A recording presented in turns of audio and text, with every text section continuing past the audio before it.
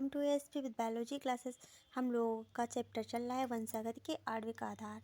उसमें हम लोग डोरी पे बीट्स जो यूक्रोमेटिन और हेटेरोक्रोमेटिन है वो समझ लिया था। ठीक, यूक्रोमेटिन क्या होते हैं? जो हल्के और अव्यवस्थित दिखाई देते हैं, मोतीनुमा संरचना, वो होते हैं यूक्रोमेटिन। और हेट्रोक्रोमेटिन क्या होता है? जो गाढ़े और व्यवस्थित संरचना दिखाई देती है उसको कहते हैं हेट्रोक्रोमेटिन। और आज का हम लोग का जो टॉपिक है वो है आनुवंशिक पदार्थ की खोज। आके आनुवंशिक पदार्थ की खोज हो गई, आनुवंशिक पदार्थ की क्या खोज पढ़ेंगे और हो गई। उसके बाद क्या हुआ? मेस्चर द्वारा न्यूक्लियन की खोज किसने की थी? मेस्चर ने। और मेंडल के वंशागति के सिद्धांत के बाद यह सिद्ध हो सका कि क्या है? डीएनए आनुवंशिक पदार्थ है। उसके पहले क्या था? मतलब कोई चीज़ होती है जो इस न्यूक्लियस से उसमें जाती है तो उसके बाद क्या होता है? आनुवंशिक लक्षण जाते हैं, पर ये कंफर्म नहीं था कि डीएनए ही आनुवंशिक पदार्थ है। तो इसमें क्या हुआ? ये मतलब सिद्ध हो चुका था कि सिद्धांतों से कि डीएनए ही क्या है? आनुवंशिक पदार्थ है। सेकेंड पॉइंट है आनुवंशिक वंशागत के आणविक आधार की खोज कब हुई थी? जो यह आनुवंशिक वंशागत के आणविक आधार की खोज हुई थी 1926 में।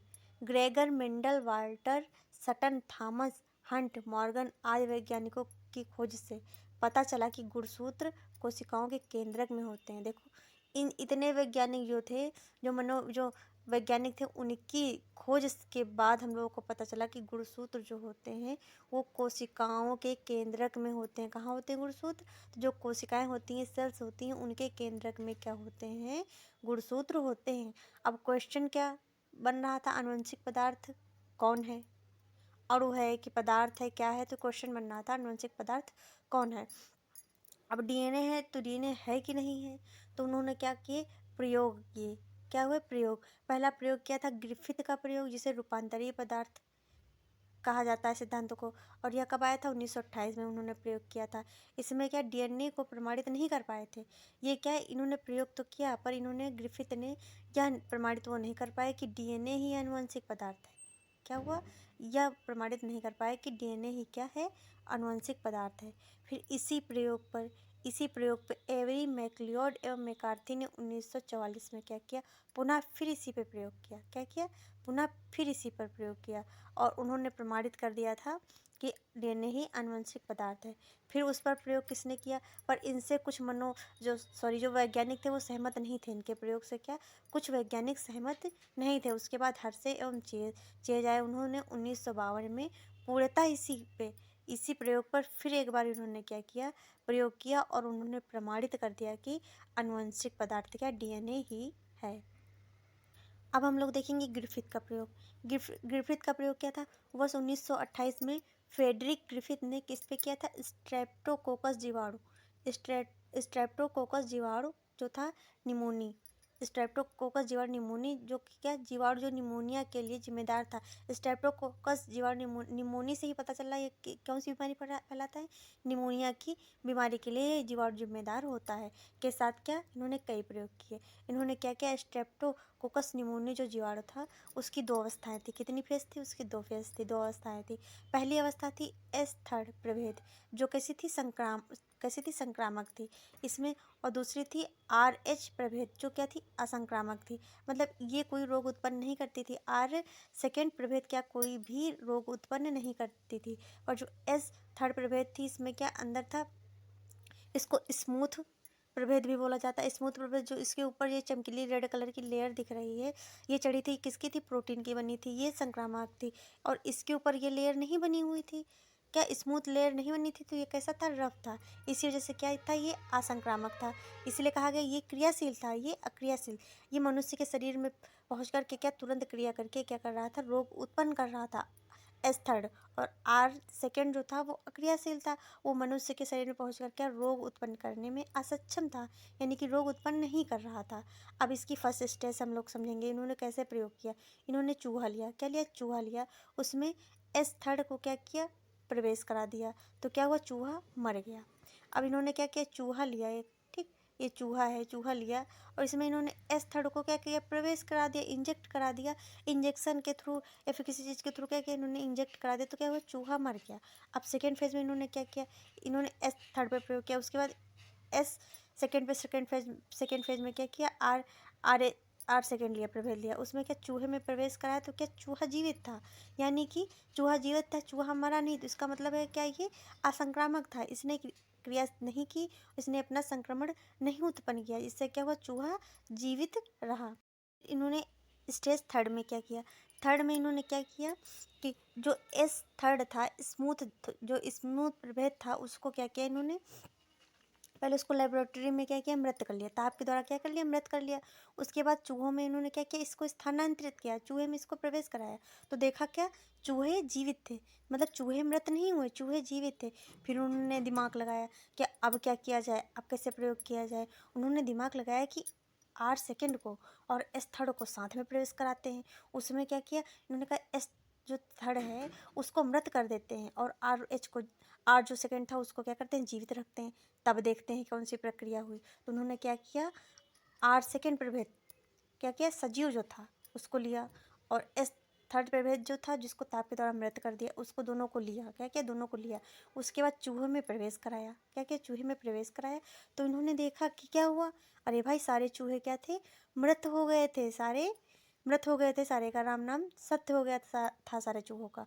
तब क्या हुआ, तब इन्होंने दिमाग लगाया, अरे पहली स्टेज में तो जब आर सेकेंड को किया तो जीवित था, फिर एस थर्ड को किया तब सारे मृत हो गए थे, पर जब यहाँ पर हमने क्या किया ताप से इसको मृत कर लिया तब तो चूहे जीवित थे। अब क्या हुआ, तो उन्होंने क्या किया कहे चलो इसका विश्लेषण करके देखते हैं, इसका एनालिसिस करते हैं।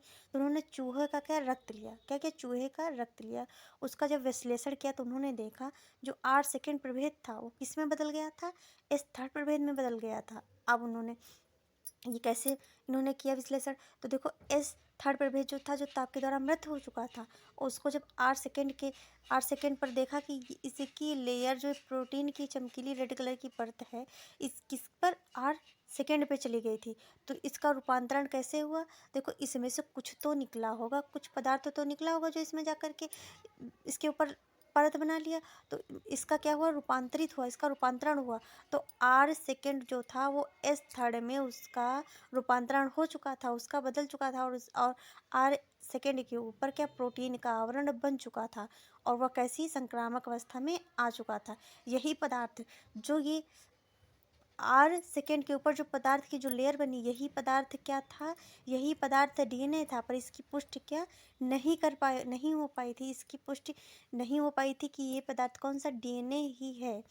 इसी वजह से इनका प्रयोग क्या हो गया था फेल हो गया था, और ये स्पष्ट नहीं कर पाए थे कि डीएनए ही आनुवंशिक पदार्थ है। अब दूसरा प्रयोग किसने किया, तो रूपांतरित सिद्धांत के जीव रासायनिक लक्षण, ठीक रूपांतरित सिद्धांत के जीव रासायनिक लक्षण। ग्रिफिथ के ही प्रयोग को पुनः किसने एवरी मैक्लियोड एवं मैकार्थी ने ग्रिफिथ के प्रयोग को क्या किया आगे बढ़ाया। फिर उन्होंने क्या किया ग्रिफिथ के ही प्रयोग को इन्होंने प्रयोग किया। इन्होंने क्या किया एस थर्ड प्रभेद को जीव के शरीर में प्रवेश नहीं कराया। उन्होंने कहा कि अब हम जीव के शरीर में इसको नहीं प्रवेश कराएंगे, इसको हम किसी में प्रयोगशाला में इसका संवर्धन करेंगे, प्रयोगशाला में इसका प्रयोग करेंगे। तो उन्होंने क्या किया एस थर्ड प्रभेद जो था उसको ताप से मृत कर लिया, क्या कर लिया ताप से मृत कर लिया, और उसको टेस्ट ट्यूब में ले लिया, टेस्ट ट्यूब में ले लिया। तो उसमें था क्या क्या, उसमें प्रोटीन, देखो प्रोटीन डीएनए आरएनए तीनों को 3 भागों में इन्होंने बांट लिया, क्या कर लिया तीनों को 3 भागों में इन्होंने बांट लिया, प्रोटीन को भी बांट लिया, डीएनए को आरएनए को इन्होंने क्या किया देखो 3 भागों में बांट दिया, 3 भागों में इसी का मटेरियल का तीनों भागों में बांट दिया। जब इन्होंने यहाँ पे लिया तो सबसे पहले कहा कि देखो इसमें प्रोटीन है डीएनए आरएनए, इसमें इन्होंने प्रोटीन का पाचन किया, इसमें आरएनए का पाचन किया, इसमें डीएनए का पाचन किया। जब यहाँ का प्रोटीन का पाचन हुआ फिर यहाँ पे आरएनए का पाचन हुआ, फिर यहाँ पे डीएनए का पाचन हुआ। तो प्रोटीन का पाचन करने के लिए इन्होंने क्या किया, जब यहाँ से ये लिया, ठीक यहाँ से इन्होंने लिया 3 भागों में बांट लिया, ले लिया प्रोडक्ट को। तो जब ले लिया तो उसमें क्या प्रोटीएज मिलाया, प्रोटीएज क्या कर देता है प्रोटीन का पाचन कर देता है। जब यहाँ पे प्रोटीन का पाचन कर दिया तो अब बचा यहाँ पे क्या डीएनए और आरएनए, क्या किया डीएनए और आरएनए बचा। जब डीएनए आरएनए बचा तो इन्होंने देखा कि 8 सेकेंड जो प्रभेद थी उसका रूपांतरण हो चुका था, क्या रूपांतरण हो चुका था, और इसके ऊपर एक लेयर बन चुकी थी, यहाँ पे क्या एक जीव बन चुका था। अब इन्होंने क्या किया सेकेंड में, क्या किया सेकेंड में जब हुआ सेकेंड जब किया गया तो इन्होंने इसमें क्या लिया तीनों पदार्थ लिए। इसमें इन्होंने कहा आरएनए का पाचन करेंगे, तो आरएनए में क्या आरएनए जब इसमें मिला तो इसमें क्या आरएनए का पाचन हो गया। तो इसमें जब आरएनए का पाचन हो गया तो यहाँ पे डीएनए और प्रोटीन बचा। तब इन्होंने जब इसमें आरएच प्रभेद को इंजेक्ट कराया तो इसमें देखा कि इसका रूपांतरण हुआ और पुष्टि किया कि डीएनए ही क्या है, आनुवंशिक पदार्थ है। फिर उन्होंने कहा, अब कुछ लोग जैसे कि उसमें मुद्दा उठा दे कि नहीं आरएनए आनुवंशिक पदार्थ है, तो उन्होंने उसको देखने के लिए क्या किया, यहाँ पे इन्होंने डीएनए का पाचन कर दिया। इसको प्रोडक्ट को लिया और इसमें क्या डीएनएज मिला दिया। तो डीएनएज क्या करता है, डीएनए का पाचन कर देता है। तो उसमें आरएनए और प्रोटीन बचा। जब उसमें 8 सेकेंड प्रभेद को इंजेक्ट कराया तो देखा कोई क्रिया नहीं हुई। तो इससे क्या इन्होंने देखा कि इसमें देखो, इसमें भी डीएनए है और डीएनए है, आरएनए है, तो इसमें भी क्या रूपांतरण हो रहा है आरएच प्रभेद डालने से। इसमें क्या है, डीएनए है और प्रोटीन है, इसमें भी हो रहा है। पर इसमें डीएनए नहीं है तो इसमें क्या कोई क्रिया नहीं हो रही। इससे क्या सिद्ध हो गया कि डीएनए ही क्या है, आनुवंशिक पदार्थ है। एवरी और मैकार्थी के प्रयोग से कुछ वैज्ञानिक सहमत नहीं थे। फिर उन्होंने हर्शे और चेज का प्रयोग आया। फिर हर्शे और चेज ने इसी प्रयोग को फिर इन्होंने पुनः प्रयोग किया। ठीक, इन्होंने क्या किया, पुनः प्रयोग किया। कितने, 1952 में। इन्होंने सबसे पहले क्या था, इनका डीएनए आनुवंशिक पदार्थ है कि नहीं है। तो इन्होंने क्या किया, इन्होंने उन विषाणुओं पर कार्य किया जो जीवाणु को क्या करते हैं, संक्रमित कर देते हैं। जीवाणु को क्या संक्रमित कर देते हैं। इन्होंने वैसे विषाणु ढूंढे और उन पर कार्य किया कि क्या करें, जो जीवाणु को संक्रमित कर दें। और जो जीवाणु को संक्रमित करते हैं उनको क्या कहते हैं, जीवाणु भोजी कहते हैं। उनको क्या कहते हैं, उनको जीवाणु भोजी कहते हैं। अब जीवाणु भोजी जीवाणु से चिपकते हैं। क्या करते हैं, जीवाणु भोजी जीवाणु से चिपकते हैं और अपने आनुवंशिक पदार्थ को उनकी कोशिका में भेज देते हैं। जीवाणु भोजी क्या करते हैं, जीवाणु से कस के चिपक जाते हैं। चिपकने के बाद क्या होते हैं, अपना जो पदार्थ होता है वो जीवाणु की कोशिका में भेज देते हैं। जीवाणु की कोशिका में भेज देते हैं और जीवाणु कोशिका विषाणु के आनुवंशिक पदार्थों को क्या कर लेती हैं, अपना समझ लेती हैं। जीवाणु सोचते हैं जो ये पदार्थ आ रहा है ये मेरा है, ये विषाणु का नहीं, ये मेरा है। जब वो अपना समझ लेते हैं, जिससे क्या वो आगे चल कर के क्या वो विषाणुओं का निर्माण कर देते हैं। भाई जब विषाणुओं का जो जेनेटिक मटेरियल आनुवंशिक पदार्थ जो जीवाणु में जाएगा तो विषाणु ही तो बनेंगे। तो क्या करते हैं, विषाणुओं का निर्माण हो जाता है। अब प्रयोग के कुछ विषाणुओं को ऐसे माध्यम उन्होंने क्या किया, प्रयोग किया कुछ विषाणु को ऐसे माध्यम में पैदा किया जिसमें क्या था, विकिरण सक्रिय फास्फोरस में था। कैसा था, विकिरण क्या था, सक्रिय फास्फोरस था और उसमें उन्होंने उसकी वृद्धि करवाई। तो विकिरण सक्रिय फास्फोरस में उपस्थित में जब वृद्धि कराई विषाणुओं की तो देखा क्या, सक्रिय डीएनए, इसमें क्या था, सक्रिय डीएनए था और प्रोटीन एब्सेंट था, प्रोटीन नहीं था इसमें। और रीज़न ये था कि डीएनए में क्या फास्फोरस होता है, डीएनए में क्या फास्फोरस होता है, डीएनए में फास्फोरस होता है। अब सेकेंड पे जब विषाणु को पैदा किया था उसको सल्फर की उपस्थिति में, सल्फर के विकिरण में पैदा किया था। तो वृद्धि में क्या देखा, सक्रिय प्रोटीन था, इसमें सक्रिय डीएनए था। क्योंकि क्या रीज़न ये था कि फास्फोरस होता है डीएनए में और इसमें क्या था, सक्रिय प्रोटीन था। सक्रिय प्रोटीन था क्योंकि डीएनए में सल्फर नहीं होता है। तो सक्रिय यहाँ पर क्या था, यहाँ पे सक्रिय प्रोटीन थी, यहाँ पे सक्रिय डीएनए था। प्रयोग इन्होंने किया, इन्होंने प्रयोग में T2 फेज जीवाणु भोजी लिया। ठीक, T2 फेज जीवाणु भोजी लिया, उसमें डीएनए था और प्रोटीन था। अंदर तक क्या था, डीएनए था और प्रोटीन, दोनों को रेडियोधर्मी में क्या दो प्रकार के जीवाणु तैयार किए। पहला जब जीवाणु इन्होंने क्या किया, संवर्धन किया, लैब में संवर्धन के थ्रू इसमें क्या किया, जीवाणु भोजी लिया, कोली बैक्टीरिया लिया। उसका द्विगुणन कराने के लिए इन्होंने क्या P3, यहाँ पे क्या P3 रेडियोधर्मी जो है वो भर दिया। तो इसका जो पदार्थ था वो इसमें आकर के मिल गया। तब जो जीवाणु भोजी पहला जीवाणु भोजी तैयार हुआ, उसका डीएनए जो था P32 था, फास्फोरस 32 था और इसमें क्या थी, सामान्य प्रोटीन थी। इसमें क्या सामान्य प्रोटीन था पर डीएनए जो था वो क्रियाशील था, पहला। अब सेकेंड जब इन्होंने जीवाणु भोजी तैयार किया उसमें क्या किया, इन्होंने S35 मतलब सल्फर 35 जो कि रेडियोधर्मी था ले लिया। उसमें जब संवर्धन कराया तो इसका जो गुणन था वो यहाँ पर आया, इसका जेनेटिक मटेरियल क्या है, यहाँ पे आया। तो सेकेंड जो जीवाणु भोजी तैयार हुआ उसमें प्रोटीन S35 था पर डीएनए कैसा था, सामान्य था। अब इन्होंने पहले जीवाणु भोजी पर जब प्रयोग किया तो उसमें क्या थी, देखो सामान्य प्रोटीन था और रेडियोधर्मी डीएनए फास्फोरस 32 था। तो इन्होंने क्या किया, जब इसको किया तो अब इसको लिया संवर्धन में और इसके ऊपर जो जीवाणु लिया तो इन्होंने देखा इसका जेनेटिक मटेरियल इसमें नीचे आ गया। क्या हुआ, नीचे आ गया। फिर उसका अपकेंद्रण किया, अपकेंद्रण जब इसको अलग करके देखा, पृथक करके, इसमें दो लेयर बनी थी। पहले थी सुपरनेटेड, दूसरी थी पैलेट। तीनों देखा पैलेट में क्या थे, रेडियोधर्मी पदार्थ थे। क्या थे, पैलेट में रेडियोधर्मी पदार्थ थे। इससे इन्होंने यह सिद्ध किया कि पैलेट में रेडियोधर्मी पदार्थ हैं। तो इन्होंने क्या, कुछ तो होगा। अगर यहाँ पे देखो जेनेटिक मटेरियल था तो जेनेटिक मटेरियल के साथ यहाँ पे नीचे क्या आया, रेडियोधर्मी पदार्थ आए। अब इन्होंने दूसरा प्रयोग जो किया, दूसरा जब जीवाणु भोजी पर प्रयोग किया तो इन्होंने क्या फिर यही प्रोसेस की, क्या की, फिर यही प्रोसेस किया, इन्होंने लिया और उसका जब संवर्धन किया, संवर्धन करने के बाद इसका देखो जो जेनेटिक मटेरियल था, डीएनए था, वो यहाँ इसमें आ गया। जब इसका अपकेंद्रण करके देखा तो क्या नीचे भारी होने के कारण जो था जीवाणु नीचे थे और इसका जो ऊपर था ये उसका खोखला भाग था। इस प्रकार इन्होंने सिद्ध किया कि जीवाणु भोजी से जो जीवाणु पदार्थ आता है वो डीएनए है, अतः आनुवंशिक पदार्थ क्या था, डीएनए ही आनुवंशिक पदार्थ है। अब आनुवंशिक पदार्थ के गुण क्या होते हैं? प्रोटीन बनाम डीएनए के बीच जो विवाद आनुवंशिक पदार्थ को लेकर चल रहा था उसे हर्षे व चेस के प्रयोग ने क्या कर दिया, स्पष्ट कर दिया। हर्षे और चेस के प्रयोग ने क्या कर दिया, स्पष्ट कर दिया। अब यह सर्वमान्य हो चुका था, अब सभी के द्वारा यह माना जा चुका था कि डीएनए आनुवंशिक पदार्थ के रूप में कार्य करता है। अब फिर भी यह स्पष्ट हो गया कि कुछ विषाणुओं में आरएनए अनुवंशिक पदार्थ में कार्य करता है। जैसे क्या थे, टोबैको था, मोजेक वायरस, क्यूबिटा, बैक्टीरियोफेज आदि क्या थे, आनुवंशिक पदार्थ क्या था इनका, आरएनए था। अब डीएनए क्या था, यह अपनी प्रतिकृति बनाने में सक्षम था। भाई यहाँ पे 2 हेलिक्स आपने देखे थे, एक 5-3 की थी, एक 3-5 की थी। तो क्या अपनी प्रतिकृति बनाता था, तभी तो भाई माता पिता के जो लक्षण थे वो क्या उनके संतानों में जाते हैं। यह एक रासायनिक संगठन के आधार पर स्थिर होते हैं। कैसे होते हैं? यह रासायनिक संगठन के आधार पर स्थिर होते हैं। इसमें जो नाइट्रोजन क्षार होते हैं वो स्थिर होते हैं, बदलते नहीं हैं।